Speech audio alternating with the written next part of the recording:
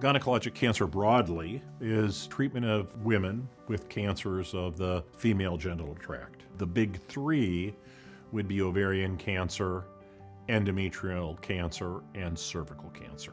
Sadly, endometrial cancer in particular is one of the only cancers that is increasing, and it's increasing in mortality. We need to understand that better. It is woefully underfunded.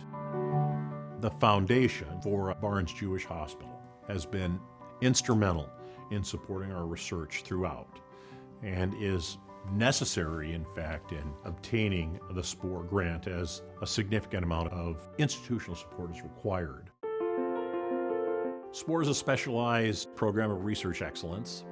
Route 66 SPORE is a big coup. We're the only endometrial cancer SPORE right now in the entire country. It is a group of investigators dedicated to studying endometrial cancer. Too many women are dying, and the Route 66 SPORE is dedicated with multiple projects to look at how to design better prevention and better treatments. In the early 1990s, Paul Goodfellow and I, we started the endometrial cancer journey. We were able to sequentially determine the molecular changes in these patients.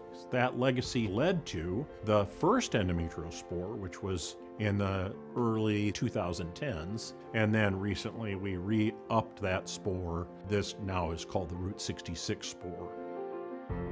Dr. Benbrook is in Oklahoma City. Dr. Leslie is in Albuquerque, New Mexico, all along the old Route 66. So we thought it would be kind of clever to call it Route 66. It was really important for me as head of OBGYN to invest and co-invest with Siteman. The entire institution has poured resources into developing this SPORE.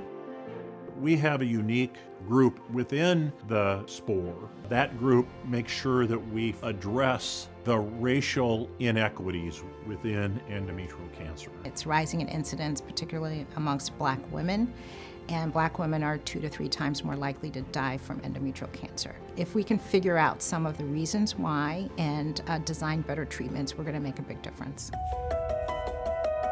We've received enormous support from the Foundation for Barnes-Jewish Hospital. We would not have the infrastructure we have for clinical trials or for basic science labs without that support. We're truly grateful for it. A requirement of the SPORE grant is that we have to have institutional support. Everyone here is really committed to something that we call the tripartite mission: patient care, teaching, and research. Those don't pay for themselves.